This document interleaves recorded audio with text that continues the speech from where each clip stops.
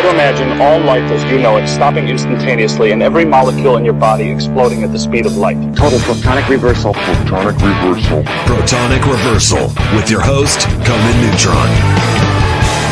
Broadcasting from a secret underground lair in Milwaukee, Wisconsin. A gigantic middle finger to everything that is rotten about music, rock and roll, and corporate power.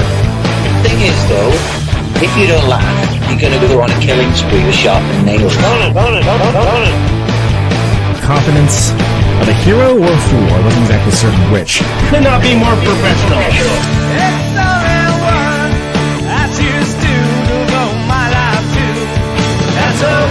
It means something. It means something.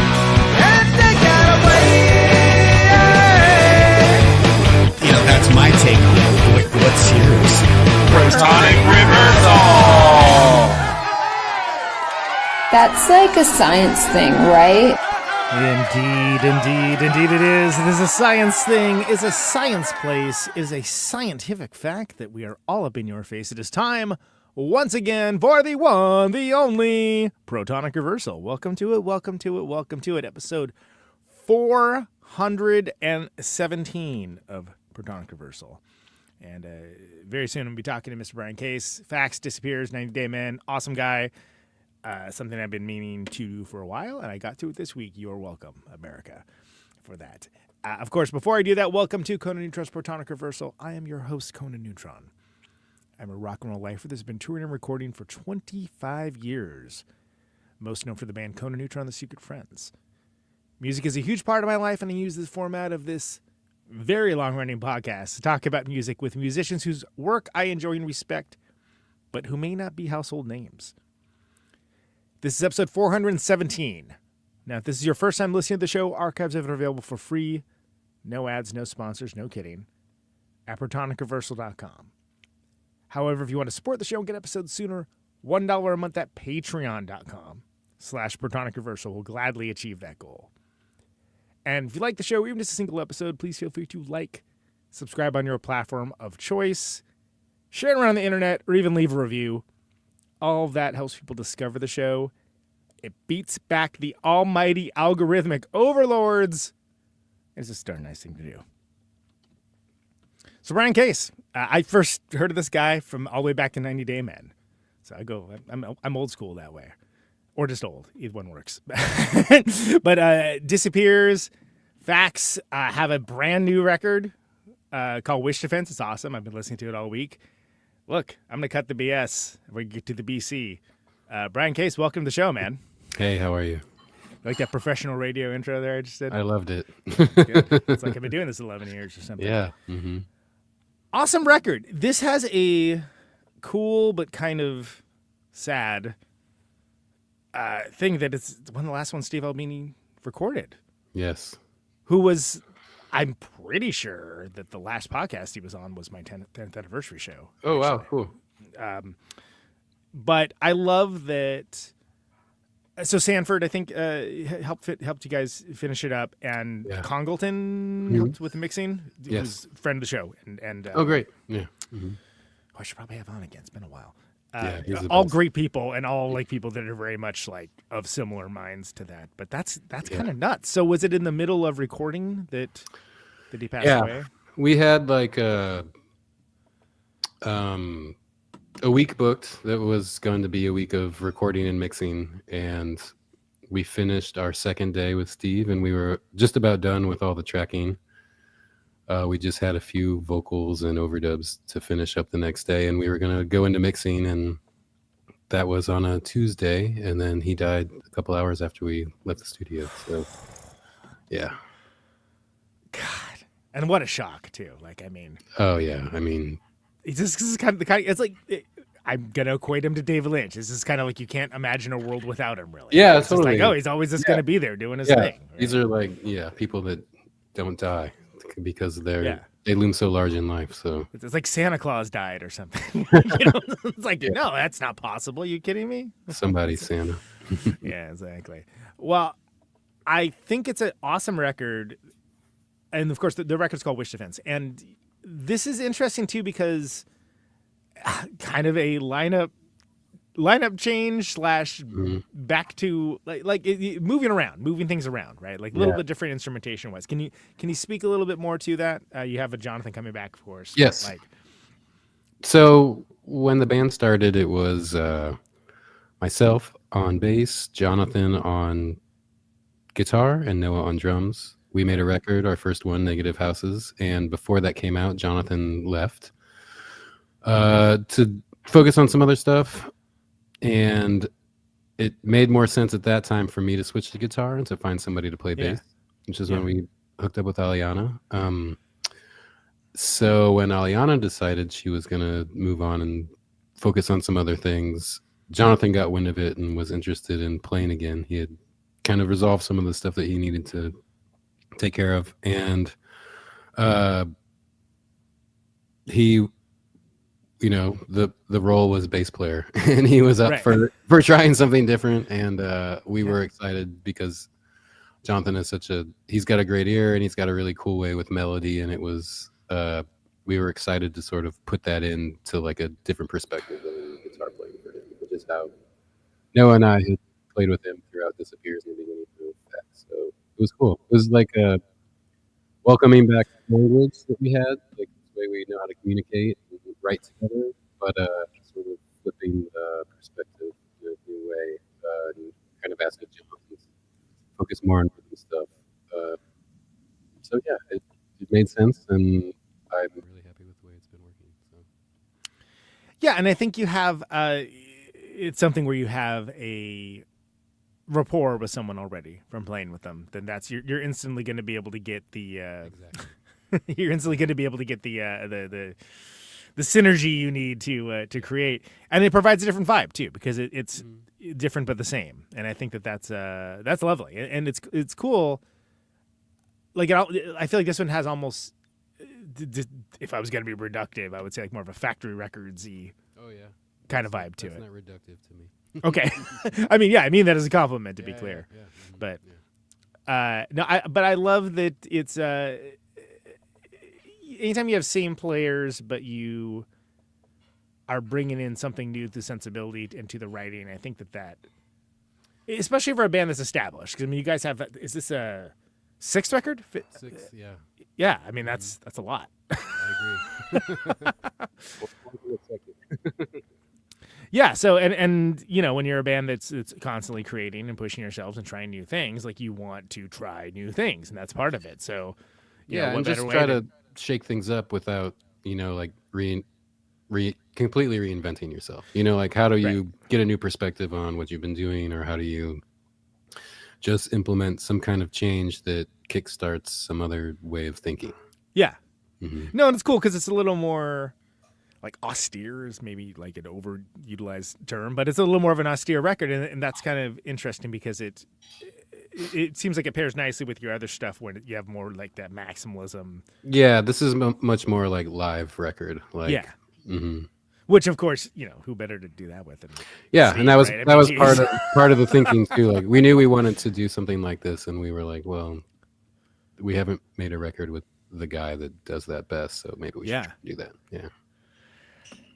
No, and it's cool because it definitely has there's like a vibey feel to it. Like it feels like it's something you can easily just be like, oh, this sounds like a good band playing in a room, which is the Steve Albini thing. Yeah, right? If you get a good band playing in a room, then turns out it'll sound good. Who knew? Yeah.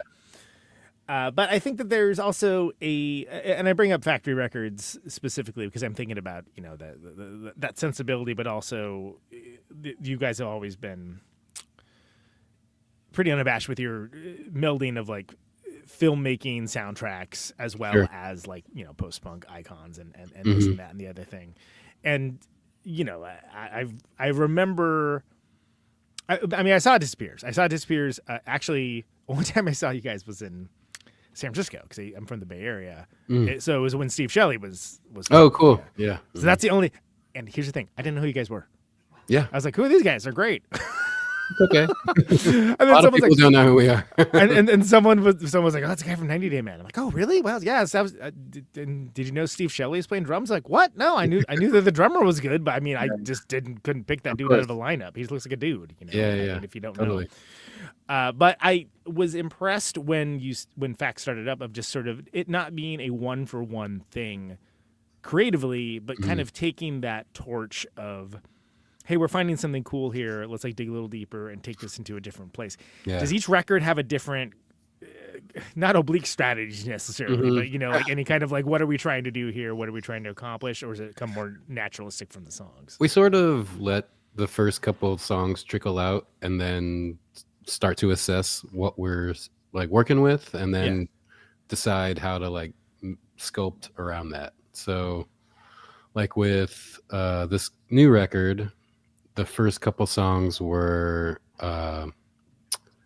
Ordinary Voices and Wish Defense and Sometimes Only. So we kind of got those together and started to figure out like, okay, like we sort of always do this thing where we shoot for like 30 minutes of music. So once we get about half a record done, we're like, what is the other half of this? What's missing from What this? fits with this? Yeah, what's Or- gonna make like a complete picture with what we have. So we had those 3 songs, and then we're like, let's figure the rest of this thing out. And it was kind of just moving in this direction that was sort of a little bit more informed by melody than a lot of stuff we'd done before, and we were sort of trying to lean into just exploring like more like abstract melody as opposed to abstract rhythm, or what happens when you combine the two. And I think we got what we were going for, and it was cool to have it be like sort of coming from an organic place, recording wise, like with Steve, as opposed to in the past we would do a lot of those things, but we would sort of make those decisions in the studio. Whereas this time we went in like knowing pretty much exactly what we were going to do. You had it locked and loaded. You knew what what you're trying to and that's cool because like one of the, not that it sounds like it, but like I was actually early Cure, like the more like post punky Cure stuff. I was like, oh, they're kind of like. I love that. Thank you. No, I mean honestly, the era I probably listened to the most. Yeah. Oh, for sure. Yeah. Other records are more vibe dependent. Let's put it that way. But but like I haven't heard a lot of bands really kind of mind that, and it's kind of like, oh yeah, no, that's cool because it's I feel like when a lot of bands are doing that, and I adore them, but they're doing more of a Gang of Four thing. Love Gang of Four. Yes, one of my favorite bands. Yeah. But I feel like, especially for the last 20 years, it's like everyone discovered entertainment and like, cool, I want to play guitar like Andy Gill. Well, why wouldn't you? Of course you would. Course. But we always try to lean more into like Solid Gold, like that's totally. That's the record that I'm like continually fascinated by. Like, my man, can I tell you, when I listen to Gang of Four, it's usually Solid Gold these days. It's so good. It's peerless. Like, it's still like, it sits in its own place. It still sounds like it's from the future. Yeah. I mean? How is it underrated somehow? Yeah. I mean, Entertainment has just got hits, and like Solid Gold is just, it's. It also is a band at the peak of their power, and Entertainment. And I said this to Hugo when Hugo Burnham, when he was on the show. I was like, it's a weird sounding record. Like Entertainment just sounds weird. Yeah. Like it sounds good. It sounds. I wouldn't imagine sounding anything else until they re-recorded it live, of course. But right. But like I think as a record, Solid Gold, I think it's got the staying power, man. It's better. So it's a better record. Sounds better. Songs are cooler. Yeah, and you get stuff like dude, how it starts with the what's it? Was it Paralyzed? It starts with amazing. Yeah, like talk about a bold first song. Jesus Christ, what are you even doing here? Have you seen that old Grey Whistle test where they're? Oh, it's so good, man. It's so good. Intense. Can you imagine? A lot of cocaine there.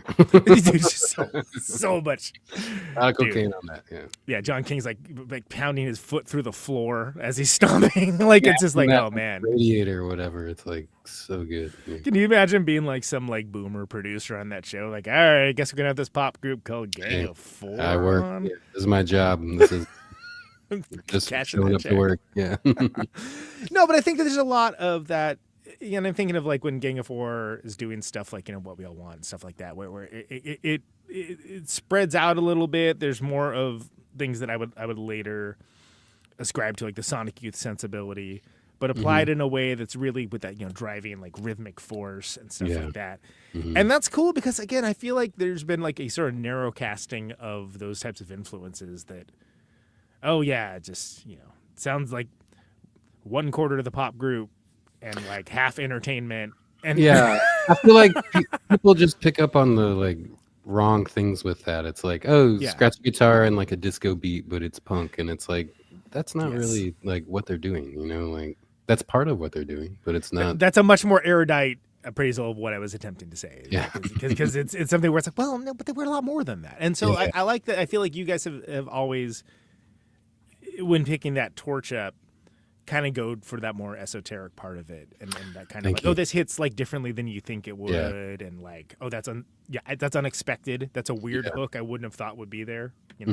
Thank you. But it's like the same, I think, premise where it's like, if you have like a really strong rhythm section, everything sounds good. So like, that allows me to just be abstract on top of it, or to just, go off the rails because those guys are holding it down. And that's, it was like that when Aliana was in the band, and it's like that with Johnathan too, where it's like, I don't need to really worry about being too tethered because those guys are just solid. And I know, they're doing it. Yeah. How long have you been playing with Noah now? Like I think Noah joined Disappear. Well, Noah actually played drums on a couple songs on the first Disappears record.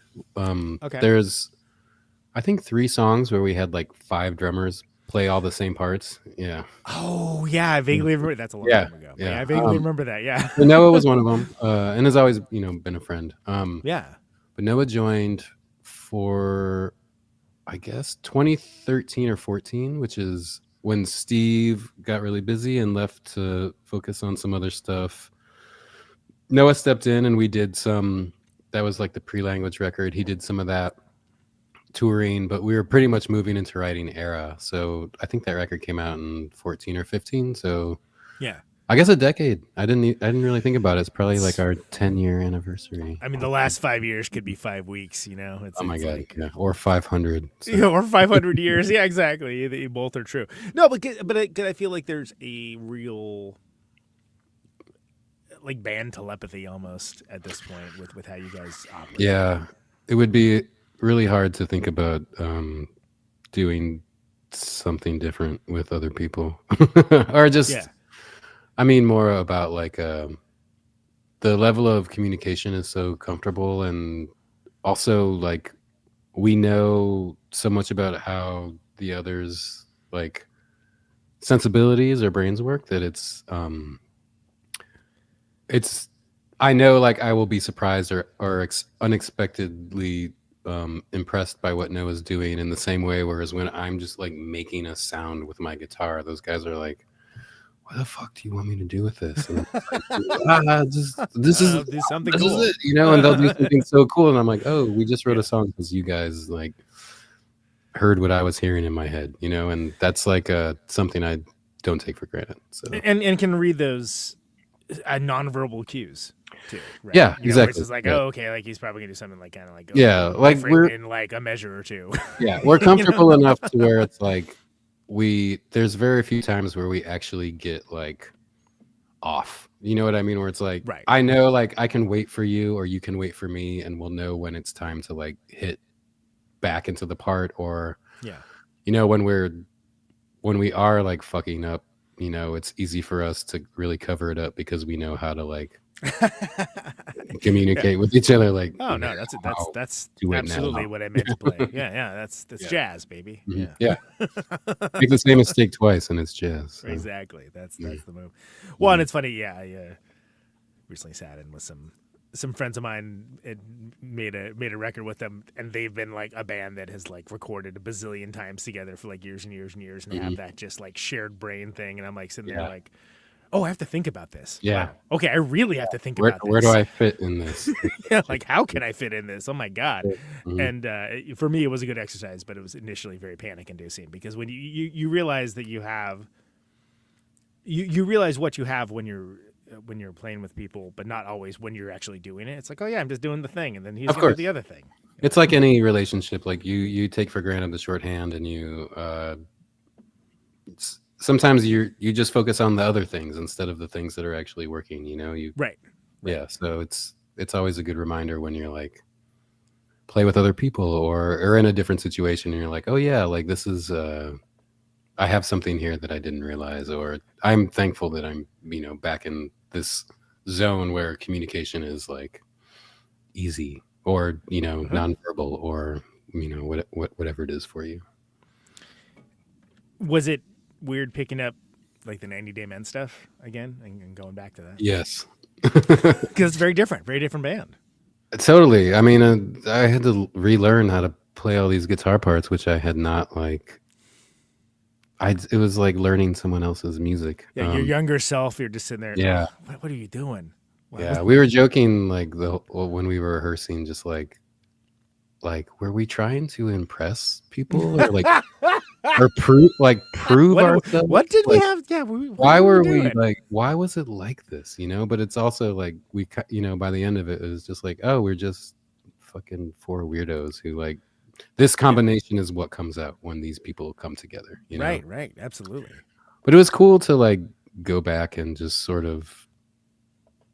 The best part was spending time with those guys who I love, and we never like broke up because like we never stopped playing because we were mad at each other or didn't like playing music together. It was just like circumstances like led to one thing, which led to another, which 5 years later you're like, oh, I guess we're not a band anymore. But whoops,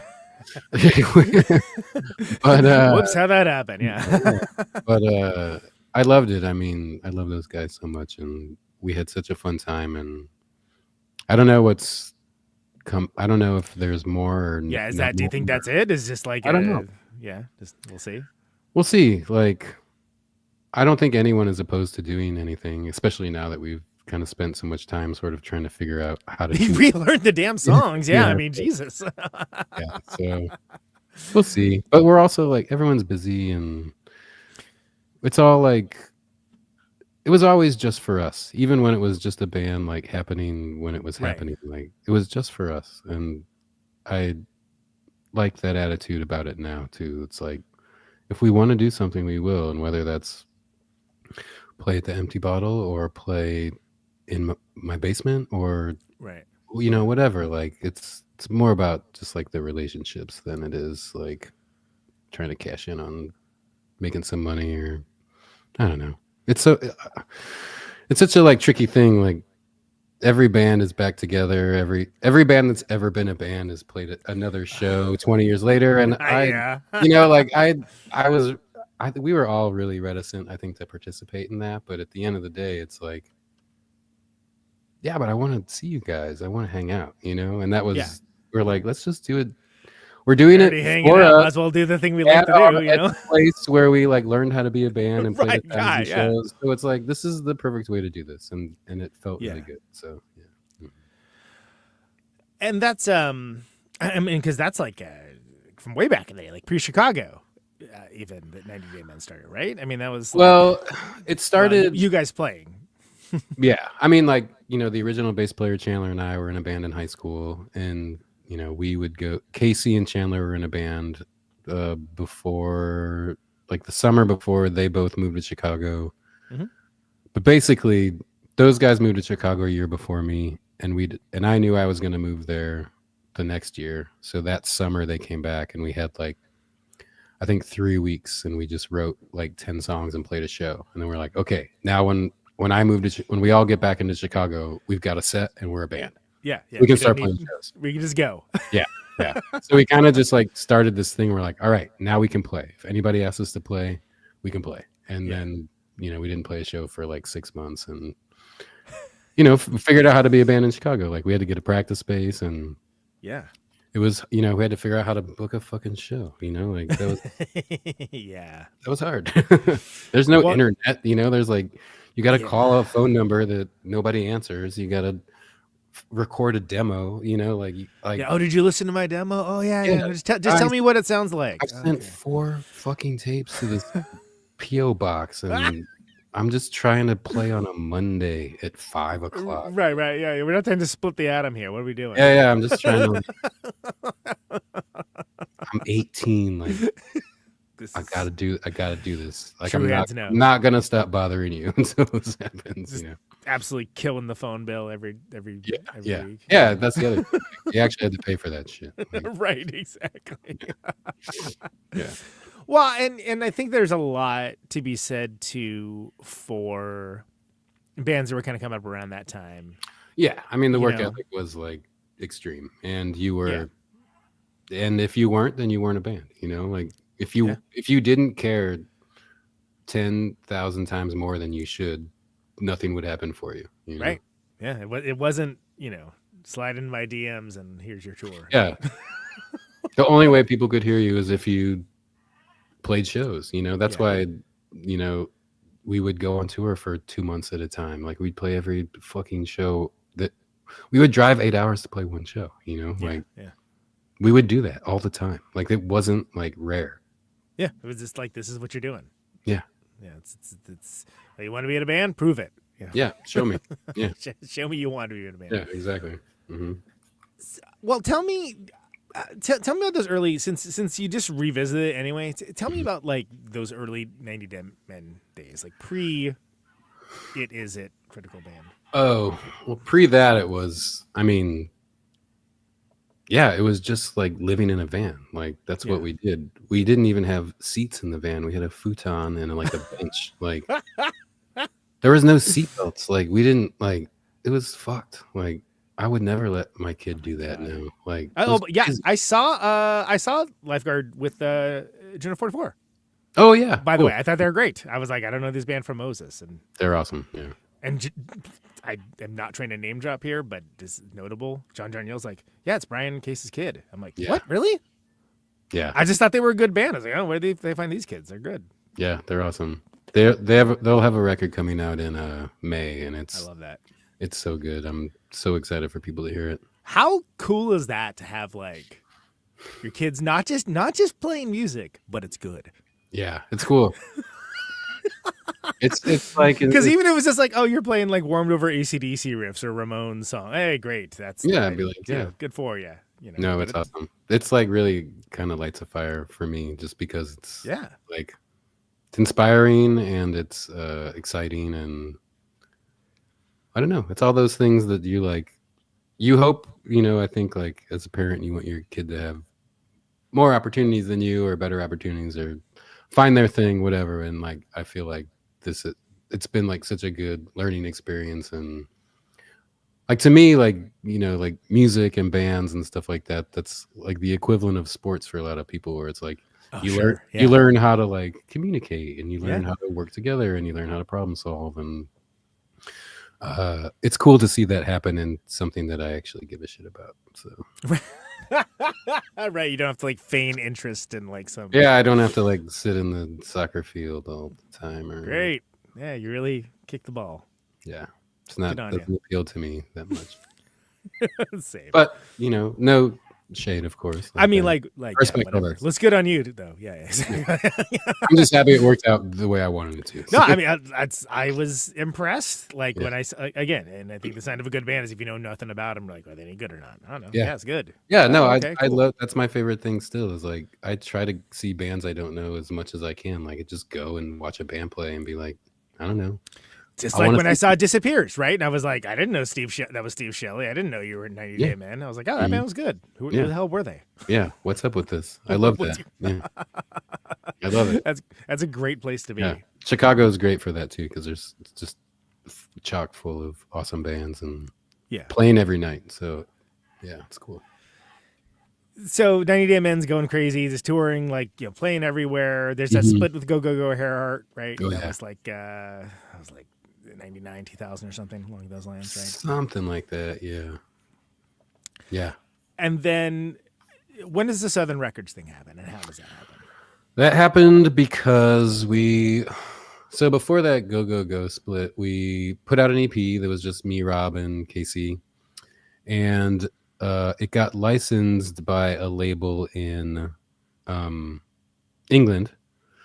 And that guy worked at Southern in England, and there's a Southern Records office in Chicago as well. So we knew some of those people and were friendly, and I think we were just, kind of getting our legs in the city and starting to play shows, and they were starting to sign some young bands that we were, kind of in the same orbit. And we just they liked that EP, and we had made a record that nobody was that interested in putting out. And they were like, why don't you re-record some of these songs and make some new ones? And we were into that idea because we had been sitting on it for like a year and had written a bunch of new stuff. So we're like, we could, kind of re-record half of this and re-record all these new songs. And so that's what we did. And, Southern was cool because they had a UK office, and that was sort of the thing. They would, just sort of dangle this like Europe in front of you, and you're like, "Could go to Europe, yeah." Like, yeah, I'll do. I mean, tell me what you want me to do. I want to go play good. the UK and go to England. Yeah. You want me to sign on this piece of paper? I'll do it right now. So yeah, that's what we did. What? Yeah, I mean, like, is there anything? Yeah, I was like 21 years old. I was like, just tell me what do you want me to do? Like, I'm there. I will just do it. Just tell me. Yeah. Are we going to be in the steerage? Like what? Like good. We'll go. Yeah, fine, I don't care. Just tell me what you need. Like, how long am I going for? 6 months? That's fine. I don't care. Like, Right. Exactly. I'm sleeping in my car right now, so it's fine. Yeah, exactly. Yeah, you're not going to give up this glamorous lifestyle. Yeah, I'm like not leaving anything behind. So. Do you feel like things changed appreciably when that record came out, when Critical Band came out? We just had opportunity, and we had, some, for lack of a better word, like status or representation or something. So it kind of felt like more people knew who you were. Yeah, at that we point had. That was a time, or at least had heard the name. Like, I think I've heard of that. Right. Which is. It had been like extremely underground before that, and we had played every DIY space and all ages show and done the whole thing, but it was that was the era. Like we were playing, we were playing shows with like Death Cab for Cutie and The Locust and Pedro the Lion, and like all these bands that went on to be massive and at the drive-in, and these were just people we were friends with that we were happy to meet up with on the road. So it was, as those things started like exploding, we were just, I think, feeling grateful that we were able to, like, somebody's going to pay to put out this record. We get to go to Europe. We get to, just continue to like do our thing sort of in the way we've done it. We just have more opportunity, and it was cool. Like, we didn't really change anything except for the fact that we started, saying yes to things and started, thinking more about, I think, like, how do we survive while we do this? Because that became the question. Like, how can you continue to be in a band and live when you're living in a car? How do you keep it sustainable? Like, how's everyone stay happy? How do you stay creative? How do you still the challenge, by the way? How do you say no? That's the hardest part of being in a band. Like, you can't like say no. Like, sometimes you got to say no, and every band I've been in that has stopped is usually because we didn't say no when we should have. And then you burn out, then you string your resources, whatever. Exactly. Exactly. It's burnout. There's a lot of things. There's a lot of things that happen. And it's, everyone experiences that with sure. something in their life, but being in a band is like having however many relationships you have with the people in the band. Like, there's 90 minutes 4 people. There's 4 very different relationships in that band. So. Yeah. Oh man, isn't it true? Factional representations and have alliances rise and fall. Yeah. And we were like, that band especially was like brothers. Like, we would fight and you just party. Get over it. Like, we were just like, we had never not been together. So it's cool. I love it. I love those guys. Well, yeah, and so then there's a couple other Southern records as well. I'm interested in, like, when Numero, I guess it was like 2022, right? Like they got the back catalog and got it on the internet. as Yeah. we know it now, not the internet as we know it then. Not in sound, you know. No. You say in sound, I'd be like, what are you talking about? Yeah, Well, it was a website that you downloaded MP3s from, Yeah. and I'm going to stop talking right now. It's hard to explain this to people who grew up with the internet. So, No, it's like or have with no idea. a phone in your pocket. It's like, yeah, there was a time you couldn't Boop, access boop, boop, boop, boop. every There it is. Yeah. fucking recorded piece of music, in 1 second. So, Oh, I'm listening to like obscure Hazel Adkins B-sides now. Okay. yeah, Cool. That's Yeah. lovely. I'm glad you can do that. But Yeah. it wasn't always the case. But I mean, the big thing with that was that it brought to the world of these walled garden streamers that people could actually hear the music, right. and then that's cool because you get an entire different generation of people that can hear the stuff because chances are they're probably not buying used CDs.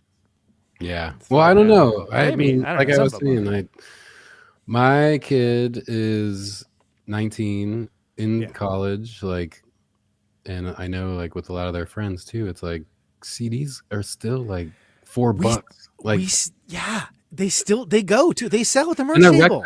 a brand new record costs $30. Like, Yeah. that's fucked. Like, nobody's gonna buy that. I don't know if you'd agree with this, but like I feel like it's almost like, do you remember like way back when you get like a Jaguar, like a Fender Jaguar or something for like super cheap, or like a Sun and for super cheap, like in a thrift store or something. Yeah. And then those became popular. Yeah, and then Kurt Cobain starts playing them, and they cost they don't cost $200 anymore. They cost $1,200. Yeah. So I noticed, I noticed a couple of years ago, I was like, we're playing these bands, and it's like, oh, they're like all these pointy guitars, like Schecters and stuff. Oh, like yeah. that. Where it's like, Yeah. wow. But then I was thinking about, I was like, well, you probably got that for like wild cheap.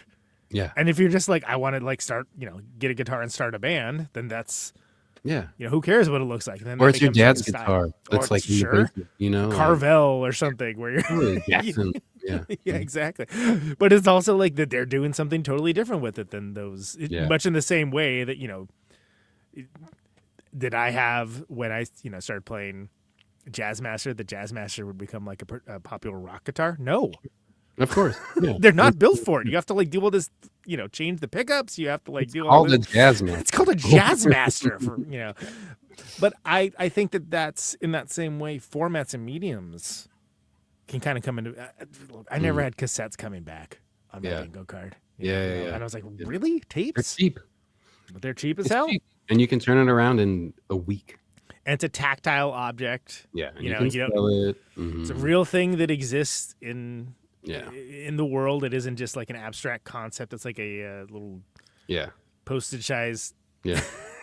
Yeah. picture No, on your it's phone, basic. right? Yeah. No, it's a lifestyle, It's like a mindset, I should say, maybe. Mm-hmm. Well, and I love that because like it's also that can keep you from getting cynical too. For sure. It's like, all right, cool, whatever. What is it? 8 tracks now? Great, we're doing 8 tracks. Oh God. That'd be wild. The most That'd obtuse thing south of the wax cylinder. Sure. Yeah. Yeah. Whatever. 70. What's that? 78s. They're coming back. 70. Oh my God, 78. The 10-inch I think is never coming back personally, but I don't know. Like, We'll see. we'll see. I've said that about tapes too. So, anyway. So tell me about what was it called? We Blame Chicago, right? Like the box Numero. set? Yeah, Mhm. the box set. That must have been a trip going back, and because that's like a big there's a book, there's a whole book of information. Yeah, and oral it's history. So cool. Yeah. Yeah, it's cool. It was really fun and a lot of work. And I mean, I love the music, of course, and there's lots of stuff in there that was never on vinyl. It's cool for that. And there's a Peel session, which was, we had a copy of on a cassette that we passed around to each other for a while. Yeah. It's cool to see that on out there and available. But my favorite thing really is the book, and it's Yeah, it's cool, man. our 4 perspectives on what was happening at the time, as well as interjections from friends and people we were traveling with and people we were working with. And it was just just reading the book, I felt like I was like, oh, I understand why this happened so much better, or why I felt like this and you felt like this. When you're young, it's like, we don't talk about anything. We just argue and then go get drunk and everything's fine. Right, and then we forget about the next day. Exactly. Yeah, and it's like, oh, we never resolved anything. We just moved on. And it's like reading the book, it's nice to just I feel like understand these people that are so close to me a little bit better. You know? Yeah, get some understanding. Well, and it's cool too because, and I was talking about this. I was talking about this with the Travis from Buddyhead actually, because they're doing a documentary on Buddyhead, shit. Really? which is awesome. Yeah, I'm looking forward to that. Yeah, I'm like, yes, that sounds great. Yeah. If anything, we need anybody right now. We need them like doing that. But also, there's just the 2000s for whatever reason. Mm-hmm. I feel like there's not a lot of heavy documentation of. Like, there's a bunch of stuff that seems like it's like lost to history somehow, and I've never quite understood that. I feel like certain things are celebrated, like then like New York. Scene. Oh yeah, like the Strokes and yeahs and stuff. Everyone remembers that, but it's like cool. But that was like 1/40th of what was happening. Well, there was a lot of things that like led to that, and a lot of things that came after that. It just wasn't.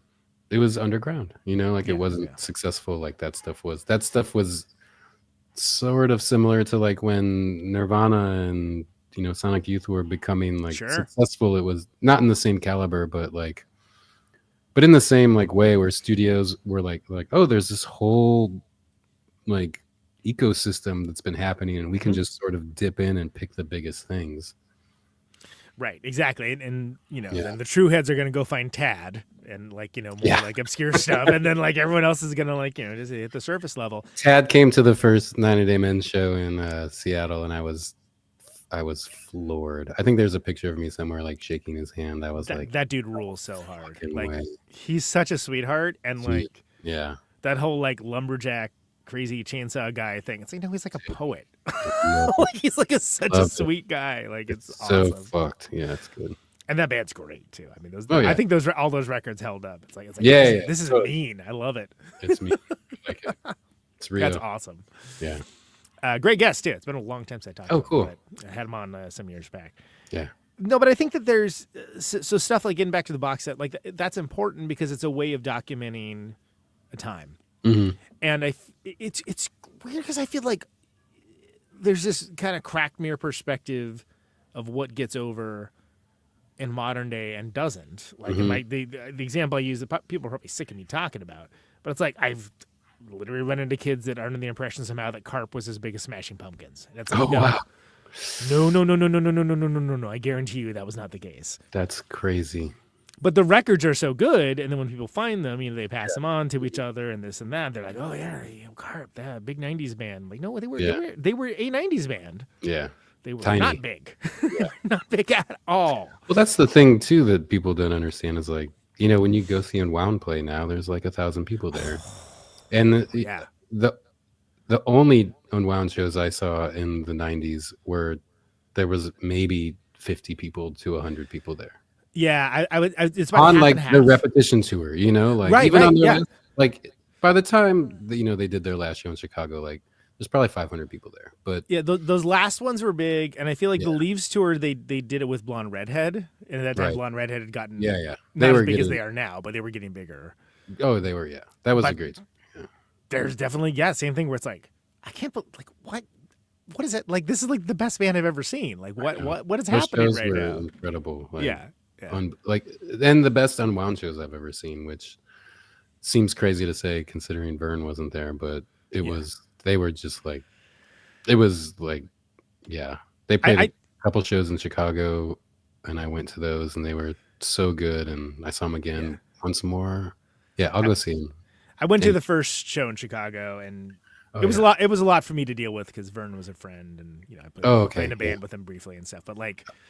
It was amazing. It was great, but like I was like, I think I had to like get that out of the way so I could just kind of see it as music later, and not have it like a series of like emotions, basically. Mm-hmm. But just seeing the effect it was having on like kids. There's so many kids. It was awesome. So cool, and to see those songs live again, and I talked to Jared when we played with them, played the Big Business like later that year. I was like, dude, that was awesome. Like you were given the impossible mission, but you were the only dude that could do it. Oh yeah, I couldn't have been anybody else.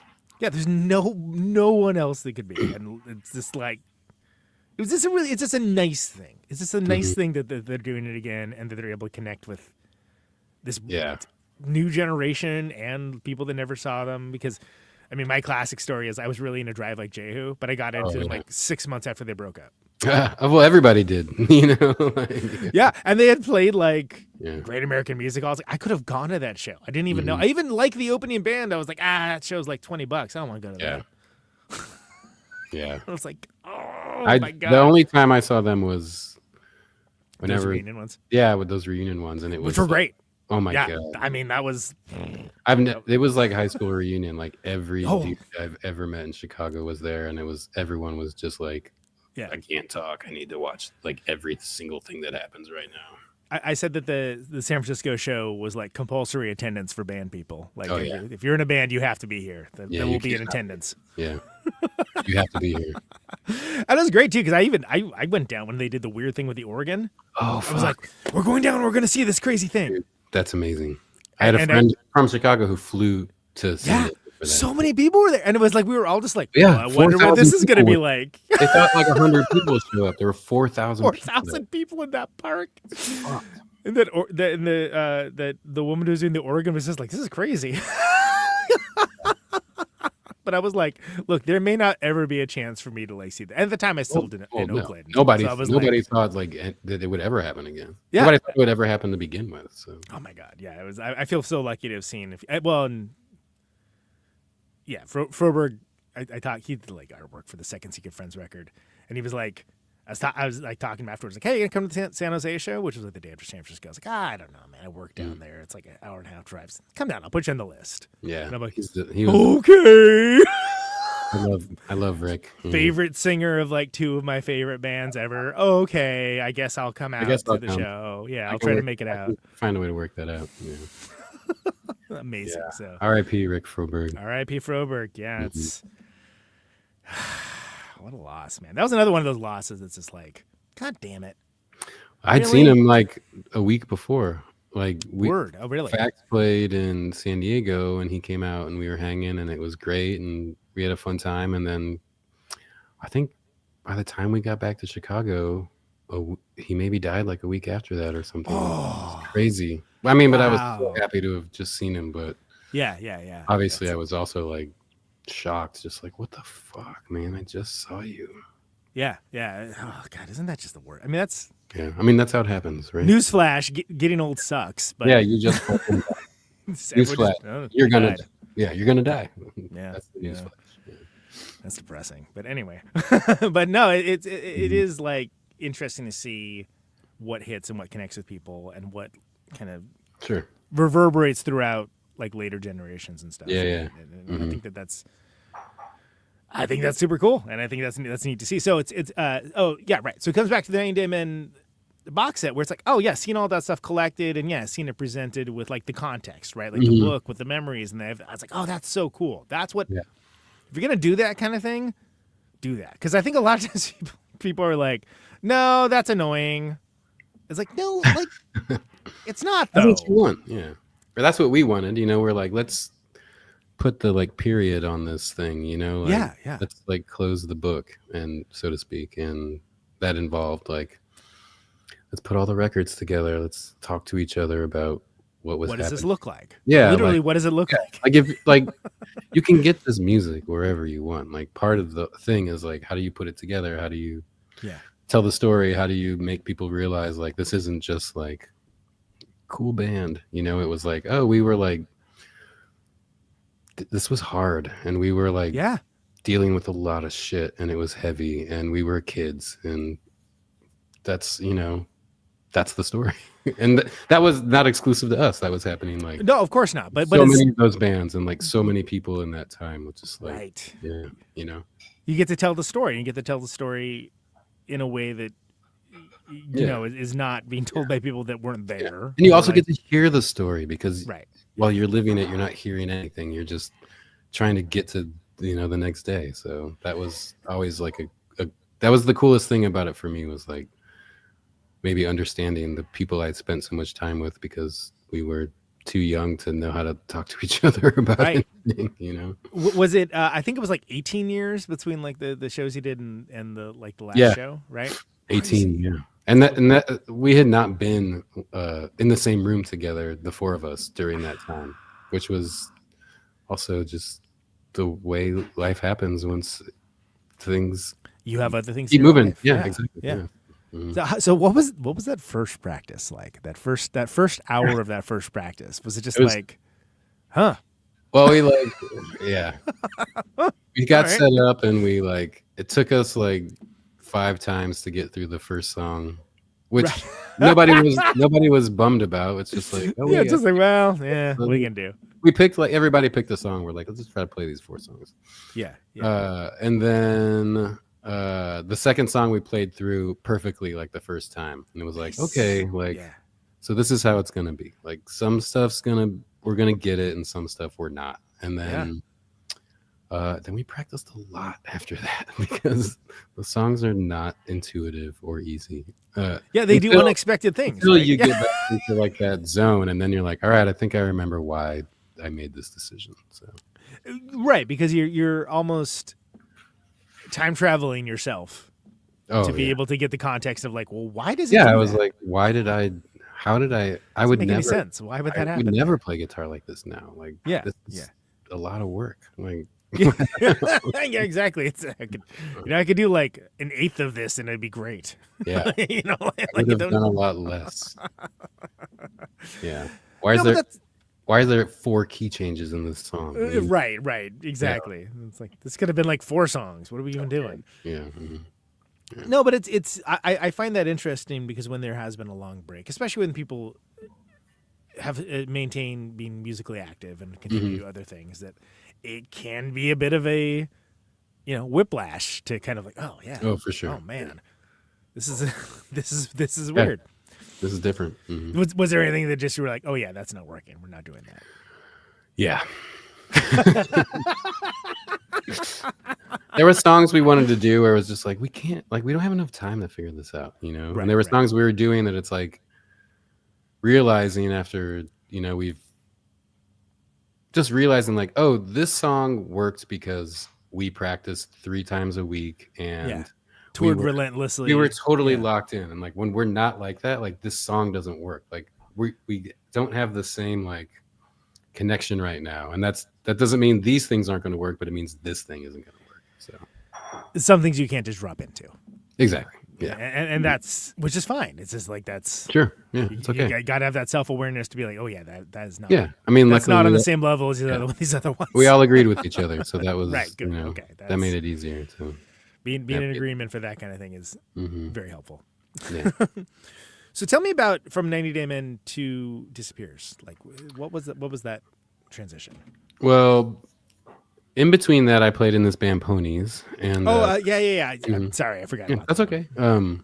That was awesome. I love those people. I see them very regularly, and that was cool because I got to sort of not.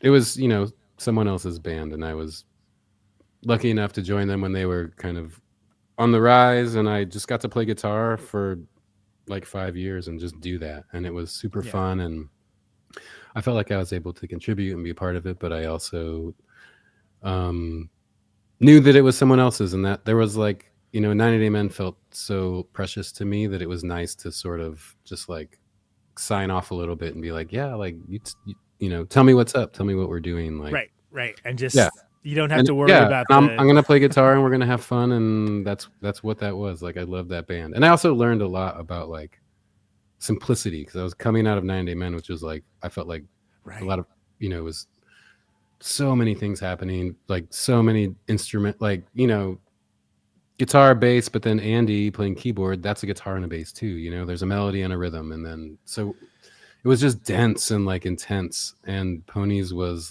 very simple and off the cuff, and I learned a lot about just repetition and simplicity and about being direct, and I learned so much being in that band, and I loved it. And there was a point where Ponies just needed to slow down. We had been on tour consistently for so long, and I had gotten married and had a kid during that time. Jared and Melissa had gotten married during that time, and everything was just based around the band's schedule. And at some point, that just breaks, And we're all still in our 20s at this point, so it's you're just on this hamster wheel, and you're I gotta something has to break So we took a break for a little bit, and during that time, I just started working on songs, just like maybe these will be pony songs, I don't know, but just like writing some stuff and recording them. And as you know, the time kept going, I was like, well, maybe I should record these songs. So I got together with my friend Graham, and he had like a little home studio.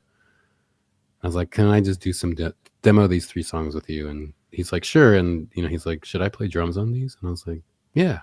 And then our mutual friend Johnathan was like, he's like, maybe Johnathan should play guitar on this. And I was like, yeah, sure. And then, the next thing I knew, the 3 of us were having band practice, and it was like, I guess we're just in a band now. And Disappears just started. Just as if it always was going to be there. Yeah. And it was cool.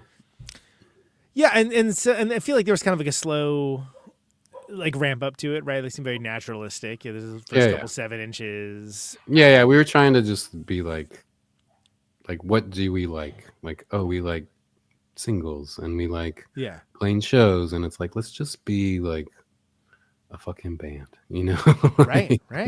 Yeah. Let's just do what we want, like, before we have to feel like we're expected to do something. And it was, the music climate at the time was very like into that kind of thing, so we were able to like be organic and not have to be like this huge band that the second show we played. So right, and have those expectations sort of like we were all behind you or whatever. We were all people who had been in bands in Chicago, so there was we were coming in with an advantage because people we had people that liked our bands from various different areas of the city, so it was cool to be able to do that. And still, like, we were lucky.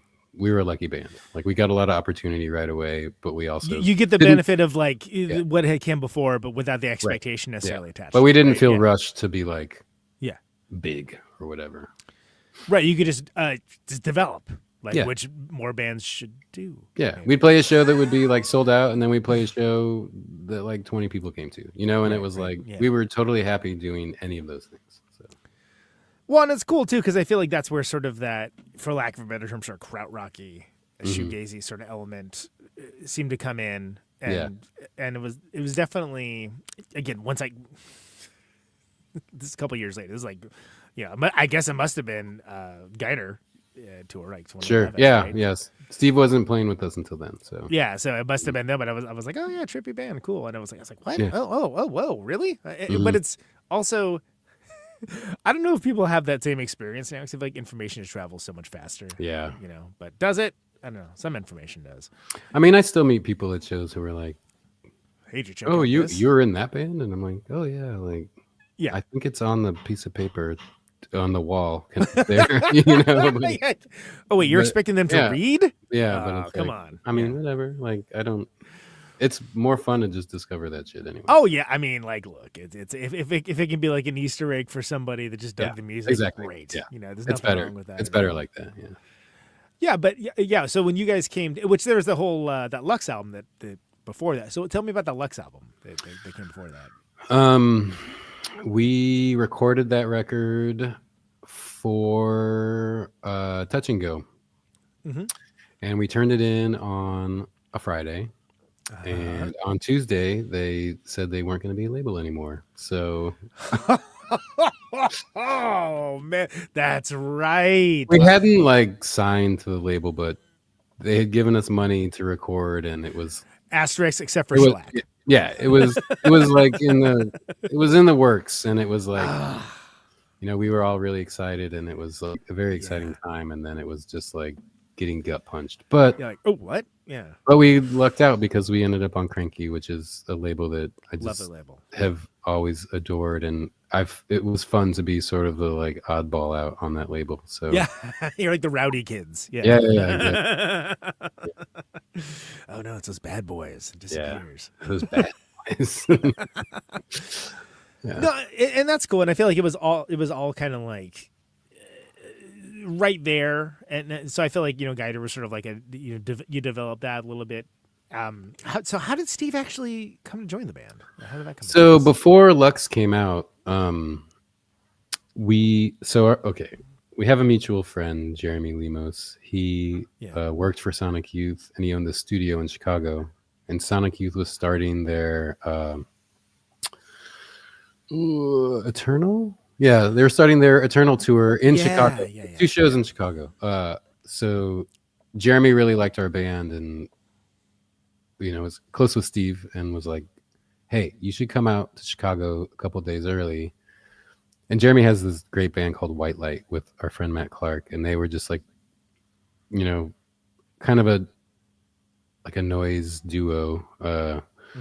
So Jeremy's like, "I want to set up in the studio with White Light, Disappears, and you being Steve Shelley." And he's like, "Let's just record for 2 days and see what happens." Right. So at this point we had recorded Lux, but we were in limbo. And then Jeremy's like, "Hey, Steve's into this idea. Do you want to do it?" So we're like, "Yeah." So we recorded this. Great. Yeah. So we I want to hang out with Steve Shelley for 2 days. Yeah. When someone asks if you're a god, you say yes. That's right. The Ghostbusters taught us anything. Yeah. So we made this record, and we got along really well. And I think that just kind of put us. Steve had seen us play before that. When so he was familiar with what you guys did. Yeah. Okay. We played a show, and he was in Chicago doing some other recording project with Jeremy, and Jeremy's like, "Let's go see this band." And Steve was like, "Oh, I really like them." So then he proposed the recording sessions. He's like, "Yeah, they're cool." And then we just got along, and we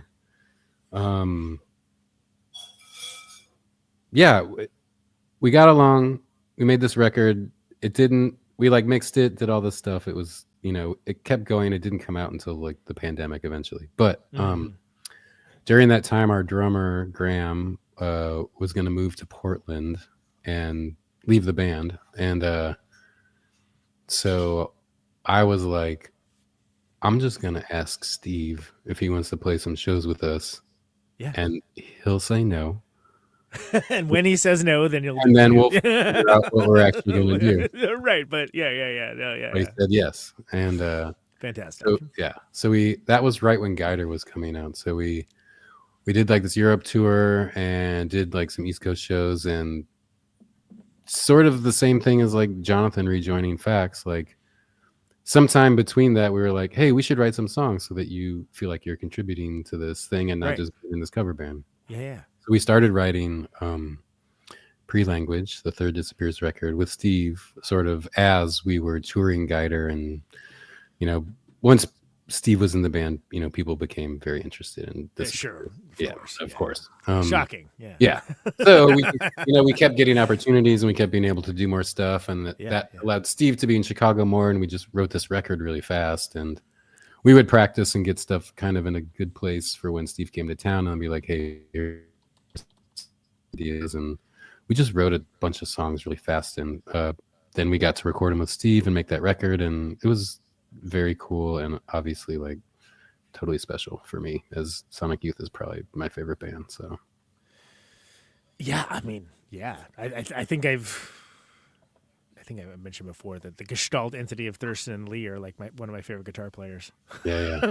Like those guys together is just like, oh my God. Yeah. And they're great on their own too, but those guys together, that's one of my favorites. Yeah. Together is the key, I think. Yeah, absolutely. Yeah. By the way, I think it was with Obits that I saw you guys. Does that sound right? Yes. Yeah. We did that tour. Yeah.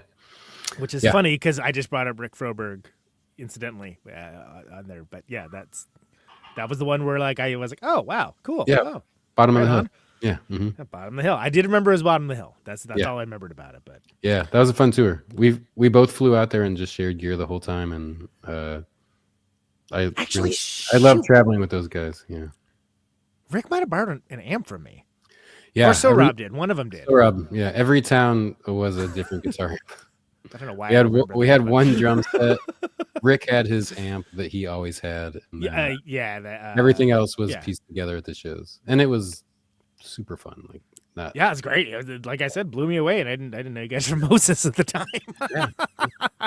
And Alexis was playing drums with them at the time, and that's right. So I was like, just loved that, and I was like, oh, I'm on tour right now with the dude from Drive Like Jehu and Girls Against Boys and Edsel and Sonic Youth, and I was like, I feel like I've done it now.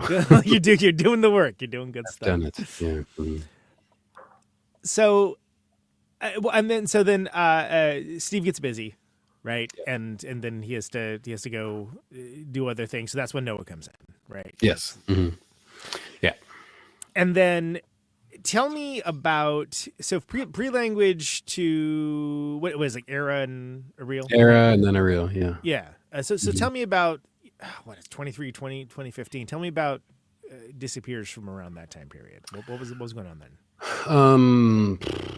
We were touring a lot and doing a lot of stuff, and things were going really well, and we were just having a lot of opportunities, and we were saying yes to everything. The last thing we did was almost like a month-long tour with Explosions in the Sky, and we were that's right, yeah, we had like almost an entire, I guess that would have been our 6th record written, and we were touring a lot of those songs on that tour, but we were chasing like their bus. And we basically did a huge figure 8. That's hard, man. Yeah. It was and it broke the band. Like it was too hard. Like, yeah. We came home and our bass player Damon was like, I can't do this anymore. Like, he's like, I don't want to move gear anymore. I don't want to get in the car after our set and drive 12 hours. Yeah. Like there were shows we had to leave, like we had to load off stage into the car and start driving just to get there. Yeah. Just to catch up with their bus, like we couldn't even like sell merch. Like we just had to fucking start driving. And that was hard. And that was a time, like we, even like in hindsight, I would not have said no to that opportunity, but maybe find a way to work it that wouldn't break the band in half. I don't know what that'd be other than rent a bus. I don't either. Like we definitely couldn't have rented a bus. Like charter a helicopter. I don't know. I don't know. Or what are you gonna do? Yeah, I really don't know what we would have done, but that really like was kind of the nail in the coffin for that band. But Johnathan and Noah and I were like, well, we still want to play, and we were like, should we just call it Disappear? Like, it could still be Disappear, right? Because that's the thing. Is like, do you keep the name and like this rich history that you brought up in the audience? Not. Every person was like, don't change your name. Don't change your name. We're like, no, everyone will just everyone will just come right over. Supposed to be like, oh yeah, now they're called FACS, and it's like, that's how that works, cool. right? Yeah, and it fucking sucked. Like, is that how that worked? Yeah, we went straight back to making like $100 a night, and it was like, fuck, we fucked ourselves. We fucked ourselves. I mean, it was like, we're fucked. Like, how are we gonna do this? It was bad. It was we made an artistic decision, not a financial one, and we fucked ourselves. Because you're trying to look right. Because with a different name, you're establishing this is a different entity. Yeah, there's no. You're back to zero. Have those expectations. There's no history. Here. There's no history. Yeah. Nobody cares. Everyone's just like, cool. I know people will come see this band. I can get them for cheap, and we lived like that for a while, and that was a really fucking hard pill to swallow. It's starting from zero almost to a certain degree, right? Yeah, it's exactly starting from zero. It sucked. It's so tough. But ultimately, I'm glad we did it now. But the band, lasted, and we have, been lucky again to have a lot of cool opportunities, and a lot of people helped us. We had a lot of friends help us. Explosion in the Sky took us on tour a bunch. Sure. Yeah. We're doing shows with them later this year. Mets just fucking saved our asses so many times. Like, yeah, man. Yeah. So many friends helped us out, and we're just like, we're extremely lucky band. And we landed up on Trouble in Mind, and been able to work with some people who actually like music, and extremely lucky. You think that'd be more of a prerequisite for being in music, but yeah. Sometimes you might be surprised. No, probably, but well, and it's interesting too, because it's like, I think sometimes you can get over, but I think you almost have to have like a famous person in the band. Like, of course, Ian MacKaye never had that problem. Of course not. Of course, everyone was ready for Fugazi. Oh, he was the famous person in the band. He was the famous person in the band. Yeah. Mm-hmm. And it's like, I want to hear this new Ian MacKaye band. Oh, it turns out it's great. He's the dude from Minor Threat. Yeah, I want to see. The dude from Minor Threat. All right, I'm in. Let's hear what it's all about.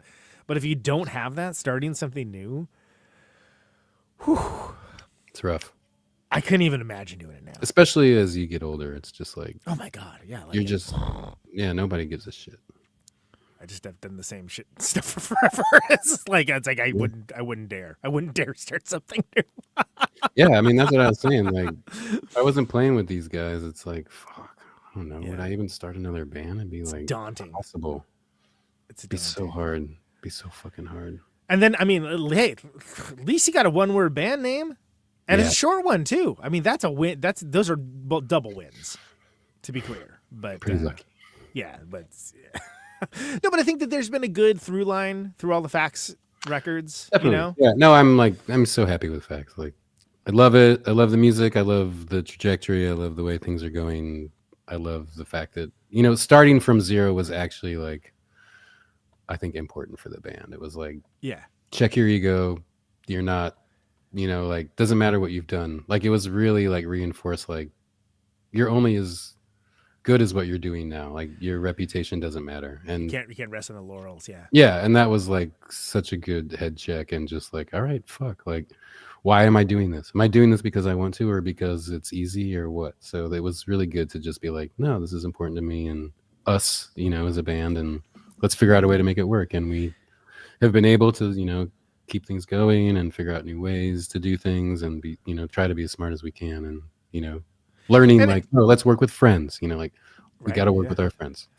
We got to work, our booking agents are our friends. Our record labels are friends. Like, we got to work with people who get us, because that's the only thing that is consistent anymore, Well, and you guys have done some really cool inventive stuff. Like I remember the Void Moments thing Oh, a yeah. few years back was like super cool. That was My best idea ever. That Can you explain how that came to fruition and where that came from? So, Void Moments, our third album, there was this like campaign where we posted all these. Old school, yeah. Yeah, we pasted all these posters all over the city with a phone number, and it just said, "Are you experiencing void moments? You call this number." And there was a voice message, and you could leave a message. But those posters went up on March 13th. I was gonna say, when was that? Yeah, they went up like the fucking day every city in the United States shut down. Yeah. Or maybe a week before. So yeah, like, we started getting all these voice. I mean, people were still seeing them somehow, not as much as they would have, but Yeah. we but started still, getting all these voicemails of these essential people. workers, whatever. People Yeah, started to take out their garbage. it was wild. Like, so we made these like collages of the voice messages, and it was a perfect project for me during the pandemic. It keeps you busy, right? It keeps you focused. Got me busy, and it was Yeah. really cool, and I loved it. And they were creepy, and some were fucked up, and some were just people screwing around, and sometimes we knew who was calling, but I loved it. And it was, I think, this idea that could have really been like wild if people could have actually, but we were just sort of stuck, like gathering what we could from people who were brave enough to like leave the house, or people who had to leave the house because they were essential Yeah, workers, essential or workers. Yeah, they didn't have a choice, like they didn't get money to just sit at home, or whatever the scenario was. like civilized countries did. Yeah. Yeah. No, but I loved that because it was definitely something where you get like a wide swath of things. You get a Yeah. wide swath of people.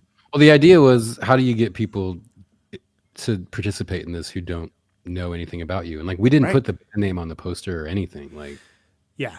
it was just like, are you experiencing void moments? Call this Yeah. number. Like, and it was, It's yes or no question. Yeah. I was like, this is the fucking best idea I've ever had. Like, No, because it's so against and it's the kind of thing where if you see like a poster around too, it's going to give you like an overabundance of information, if Yeah. anything. yeah. It's going to be like, We were hey, asking people to participate in the unknown, and that was like the whole Right. idea, and it worked. And I just feel like it could have worked a lot better if the world didn't shut down. if you had had the idea a few months earlier, if we hadn't had that pesky pandemic. Should have done it for the next record. Yeah, exactly. Right. Should have done it for this record. So. Well, but I thought that, I did think that was super cool. And I thought that I was like, wow, that's a really inventive thing. And then the second thing I thought of was, I wonder, like, when did that happen? And I was like, oh, all right. Yeah, fucked up. What are you gonna do? What It was are you truly a gonna void do? moment. So it shouldn't have happened any other time. Yeah. It would have been cool if more people could have participated, but it was also like, fuck it. Like, this is actually the time when this is the most pertinent and like the best. Yeah. This is it. And we didn't realize at the time, but it became an artifact of that time. And that's, yeah. And I still see those posters underneath posters sometimes. Like, when the posters are peeling up and stuff, like sometimes I'll still see like a little remnant of like a Void Moments poster, and like the tree rings where the exactly. rings of the of the tree, but they're flyers. Yeah. I love that. That's great. Yeah, I like that too. It's cool. So, Brian, why don't we talk about Wish Defense, because that's your new record, and you've got a metric butt ton of tour dates coming up with it. Yes. I want to do a thing where we just kind of go through each of the songs on the record. It's not a super long record, so it's not that hard to do.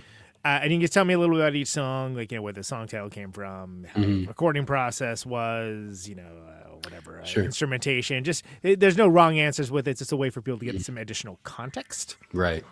So let's start in with that. I'm going to throw the track list up on the screen here. Okay.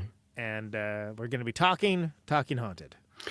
Talking Haunted was one. That was one of the first 3 songs we wrote for this. It was Talking Haunted and Ordinary Voices, and a song that we released on a single before that called North America Endless. Talking Haunted, there's been like 5 versions of that song. It's, like I said, one of the first ones we wrote for the record and the last song we finished. And that song we went in to record it, and it came out a different version than the version that we took into the studio. So that was cool. How do you mean?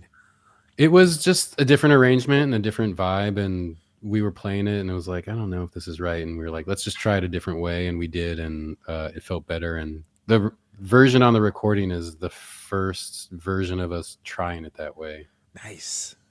That's awesome. So it's cool. I like it. And like the first song and the last song on the record felt like sort of the most vulnerable or out of the ordinary for us, or like a different sort of direction. And we decided to, instead of burying those in the middle, like, let's start and end the record with those songs. So because I was going to ask, sometimes, like you're like, this is going to be the first song on the record. Or sometimes you're like, which one is going to be the first song on the record? Well, we were like, Ordinary Voices is the first song on the record, like no matter what. Like we knew, like the second we wrote it, we're like, that's the opening song on the record. So you knew, you're like, that's. Yeah. And then once we like had recorded everything and we're working on the sequence, we all actually came to the idea, like, we should start with this song because it's actually feels different, and it feels like it makes the record feel different when you start it like that. So it's almost like a statement of intent or something, right? Yeah, where you're exactly. like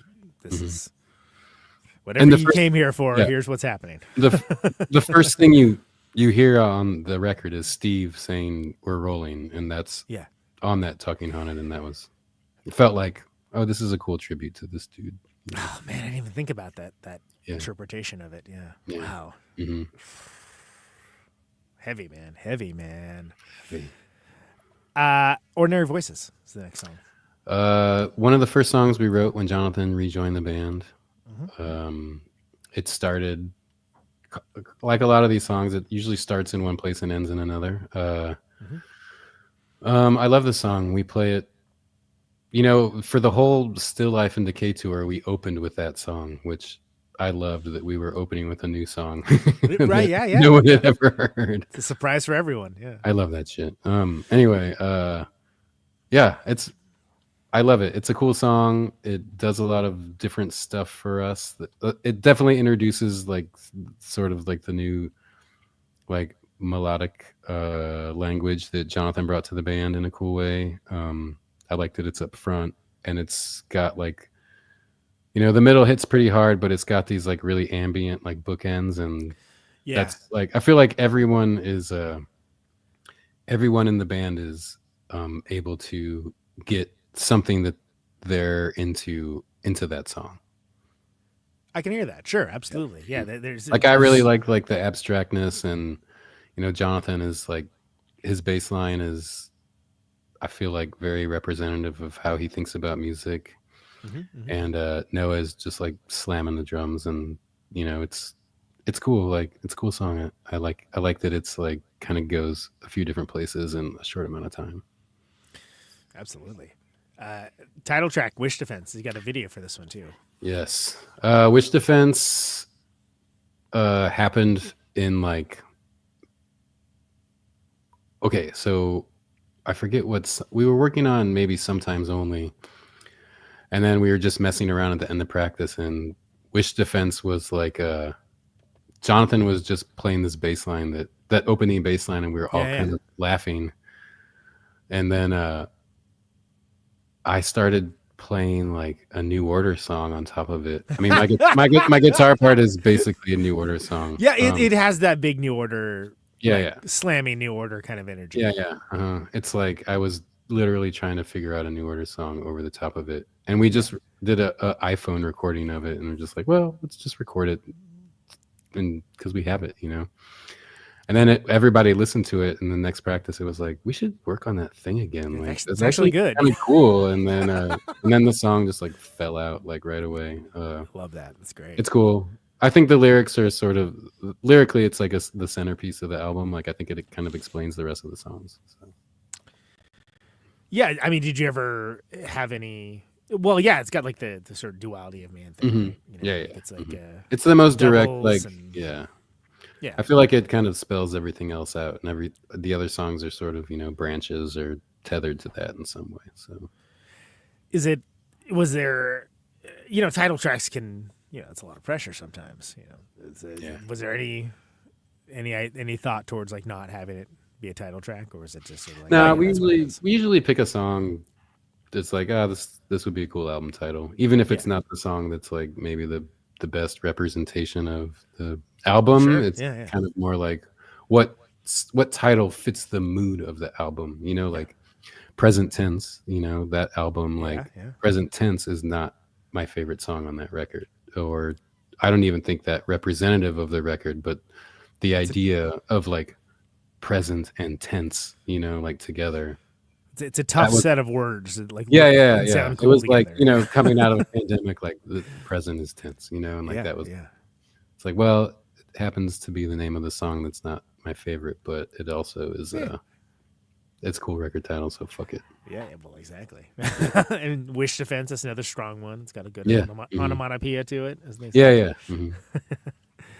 How about A Room? A Room, again, like just sort of messing around, and like I think Noah was playing the drum part, and Johnathan, I think, had that bass line that he had been messing around with at his house, and I was just fucking around with some pedals, trying to be like, how can I make this sound like this heat or something? And we stumbled on the, like, you know, that kind of verse like part, and the rest of it just kind of fell out. Like when we write, like once we get something, we can kind of like a lot of times get it into like a pretty good spot quickly, and then we just sort of chip away at it until we, you know, take it into the studio. You know, you get to a point where you know you have something, that there's something worthwhile like, there. This is worth, you know, like we got to figure out how are we going to end this, or like, you know, this part doesn't work, how can we get it to work? You know, whatever the scenario is, but how do you get from point A to point B? Where exactly. You know, is that transition? Do we like that? Yeah, exactly. Yeah. So, and you know, that song and like Desire Path were like, I think 2 short songs. Like we were consciously kind of like, let's just make some quickies. Like just, that's not something we normally do. We usually try to be like, that's something else I noticed, that they were sort of, you know, like not digest era, but like definitely not like opuses. No, they just like, they kind of getting like, it out. Like these hit hard, and like let's leave them like kind of more in that like punk zone, you know, like let's just get in and get out and not over. That's kind of cool in a set too, because they don't take up that much real estate. Exactly. Yeah. So you can they can do what they need to do, and they can get out, and that could be lovely. Yeah. For building a set. So tell me about Desire Path. I don't know. What should I say about it? Well, I love the idea of a desire path, which is like let's say you're walking down the street and there's like a sidewalk here and a sidewalk here, you know, Yeah. and this is grass and there's like a dirt trail from like connecting them, you know what I mean? Yeah. That's a desire path when it's like there's something that makes more sense that everybody does, you know? Absolutely. Yeah. So I'm kind of fascinated with that concept where it's like somebody has been paid and spent money to sort of construct this thing that is made to direct people, and there's a much more obvious way that works better. And that was sort of the whole idea behind that song. And like I was saying before, like it happened really quick, and it's like, let's just keep it quick. And it kind of like has a Fugazi thing, and I was like, yeah, we all Oh, love totally. Yeah. We're kind of Like I can hear it. Yeah. it. Yeah, the like kind of absolutely. dubby like middle chorusy thing. It was like, oh yeah, this forgot like it's okay to sound like Fugazi again. It wasn't Right. for a while, but I think it's okay again. It's definitely okay now. Yeah, Yeah. for sure. Mhm. Like it's sort of like, oh, cool, rather Yeah. than like all right. Yeah, exactly. I get it. I like them too. Yeah. Mhm. Sometimes only. Sometimes only my favorite song on the record. Mm. I think it's the one that best sort of shows what the band does in one song. There's lots of like, it's like it hits hard, but it's also got some like weird sounds, and then the middle part like opens up and really builds, and it's repetitive, and the end just sort of goes into this like spiraling like thing, and you know, Noah gets to go crazy, and that's always fun for me. And it's just cool. Like there's a lot of like little parts in there that I don't think you really pick up on until you hear it a lot of times, like the way Sure. things start linking up and opening up and where the changes come. I love that song. It's cool. And then closing it out, You Future. You Future. Yeah, that was another one, like I was saying with the first song, where it's like, is this okay for us to write a song like this? You know? Right, because it's so different. Sure. Yeah. Yeah, because it's absolutely, different. yeah. And like, you know, like we've talked about Sonic Youth a few times during this, and like their influence on me, but I also love like Johnny Marr and the Smiths. So Yeah. I really like there's like that kind of, you know, the verse really feels like inspired by that, and Johnathan played acoustic guitar on the background, which is a first for a FACS song, and there's another like guitar overdub, and it was like, oh, this is a fun like way to approach a song that we made in like the style that maybe those guys would have recorded something, like lots of layers, and we usually don't do a lot of layering like that.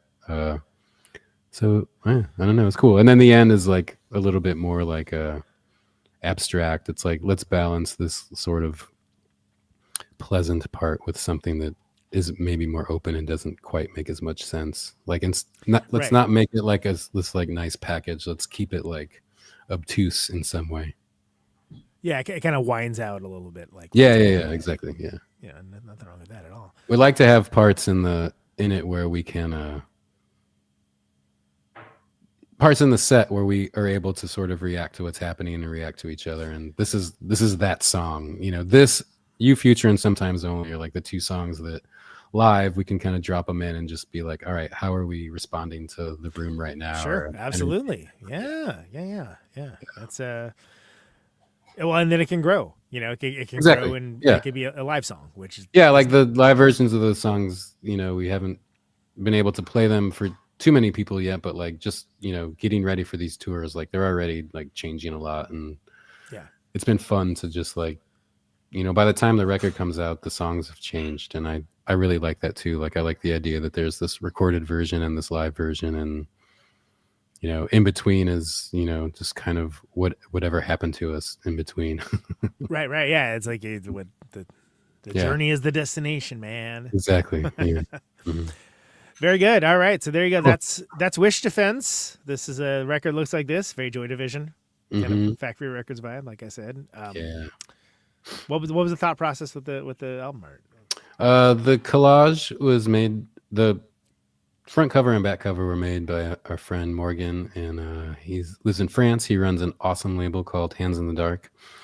Nice. And I like his artwork, and I had, you know, whenever see something I like, I just kind of save it, and like when it's time to look think about artwork or when music starts happening and getting closer to, some sort of recording session or something, I just like to look through things and see what feels like it fits. And this just felt perfect. And hopefully Morgan will get a little bit of attention, or some people will check him out because of it. And I don't know, it just felt like the right kind of thing. And it also sort of references our first record in a way that felt cool with Johnathan coming back. So, well, and it fits that kind of sort of starkness exactly of the record. So why not? Like I when I first saw it, I was like, oh, interesting. Very, very like minimalist in a way. It wouldn't. There's like some big color collage with a bazillion things happening. It wouldn't really fit, I think. Yeah, this is much more just like the record feels very direct, and the artwork felt direct too. And that was also part of the idea behind putting the lyrics like on the front cover. It's like, let's just put this all out there, and like the whole record is about like kind of facing yourself. So we were like, let's just do that. See what happens. Exactly. Let's get as direct as possible, right? Yeah. See how it goes. Yeah. Well, awesome, Brian. It's been great. You've got a lot of great. There's a bunch of tour dates coming up. I'll make sure I'll link that in the show notes. All Thank that specifically orchestrated this so that it would drop before those happen. Because, Thank you. Appreciate it. Which I never do that late notice anymore. I normally don't talk about the sausage gets made, but I was like, wow, that's hilarious that we scheduled this quickly. But okay, cool. Yeah, it's good. It was like how when I first started the show was, which is like every week, just let's see what this week is. Okay, but now it's like 6 months ahead of time. So right. no, record's great, man, and this is Thank cool. you. You got a bunch of stuff coming up. So I'll make sure everyone knows everything about that. Folks can go to wearefacs.bandcamp.com to pick it up. Various streamers, depending on when you're engaging with this episode, either is already out or will be out soon. Mm-hmm. Pre-orders and or regular orders all available. Anything else with the record? Nah. That's usually the things I say. So yeah, we're good. Brian, this has been great, man. Thanks so much for doing it with me. Last question. This is the only canned question I ever ask. Okay. And you can choose to interpret it however you like. Sure. Why do you do what you do? Because I have to. Fair enough. Okay. Brian Case, take care, brother. Take care. Thank you so much. All right, thanks. Yeah. There goes Brian Case. FACS disappears, 90 Day Men. Cool guy. Loved having him on. Pick that record up. Like I said, I'll hit it up with the in the show notes so you can hear all about it. Let's actually hear title track, Wish Defense.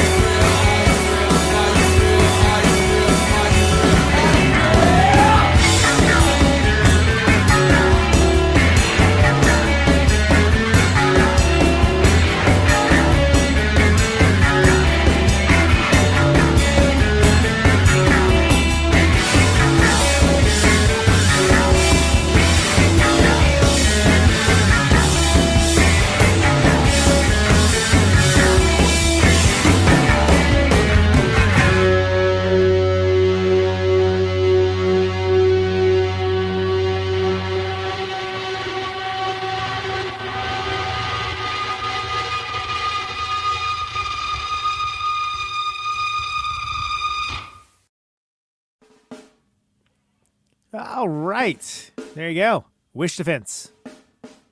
Off the record, Wish Defense by FACS that you can get now at wearefax.bandcamp.com.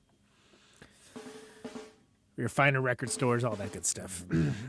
It's a good record. Yeah, go see them play all around Europe, a bunch of dates in the U.S. Who knows where? All right, so there you go. This has been another episode of Conan Protonic Reversal. Thank you so very much for listening to it. This show airs Thursdays, 8 Eastern, 7 Central, 6 Mountain, 5 Pacific. Streaming live on YouTube, podcasted later everywhere. Always free, no ads, no sponsors, no kidding. If you like the show, though, and you want to get episodes sooner, $1 a month at patreon.com/Protonic Reversal achieves that goal, helps keep the literal lights on. As we come to the close of our broadcast day. Get to those episodes sooner, too. Thanks for everyone liking, subscribing to your platform of choice, leaving a review, all that. It helps people discover the show. It's deeply appreciated. Beats back the almighty algorithmic overlords, don't it? Let's see, what else? A bunch of stuff coming up. Nothing I can talk about right now, but there's a bunch of stuff coming up. Yeah, stay tuned. Anyone within the sound of my voice. Anything else? Nothing I can talk about now. Yeah, I almost thought I could. I can't. Cool story. I've got 50,000 watts of power. Oh, there's a Discord. You should mention the Discord. We have a Discord. So if you join the Patreon, you get that too. That's it. You don't know what Discord is, don't worry about it. Yes. Look, stay safe out there. Microphone turns sound into electricity. And as always, check you Can you hear me later. now? Out on Route 128, you're dark and lonely. I got my radio on. Can you hear me now?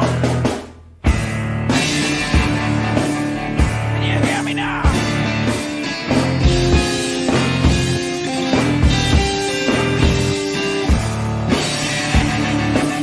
Can you hear me now?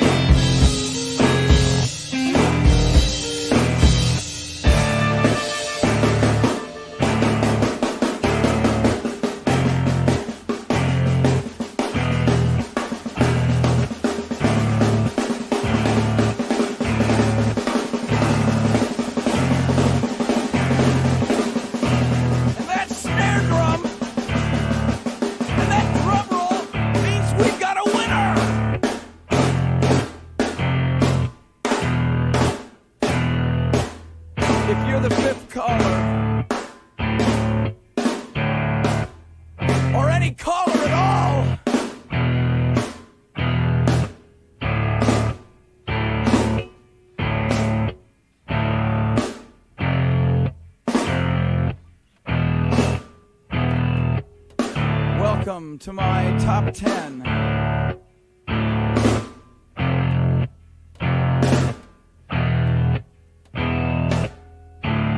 I'd like to thank our sponsor.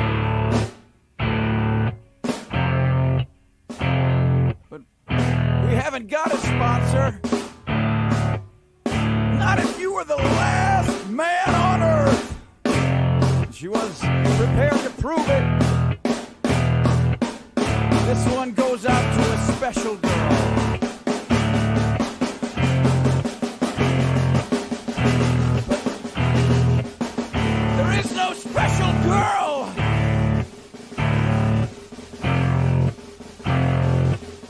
It's the end of radio.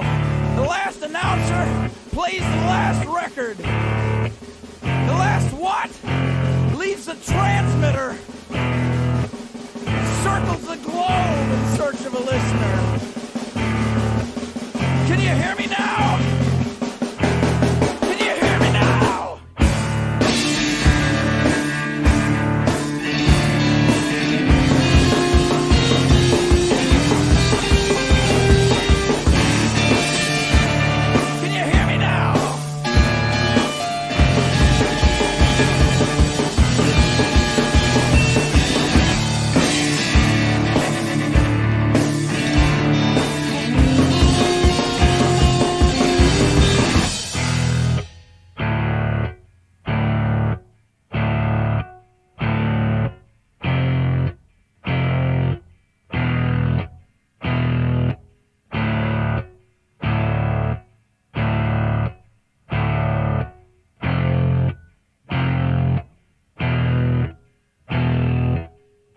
it really broadcasting if there's no one there to receive? It's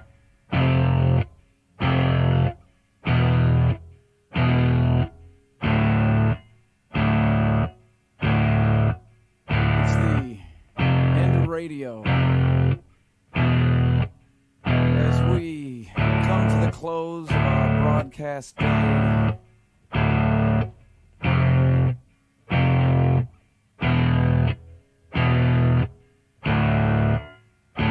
got my radio on.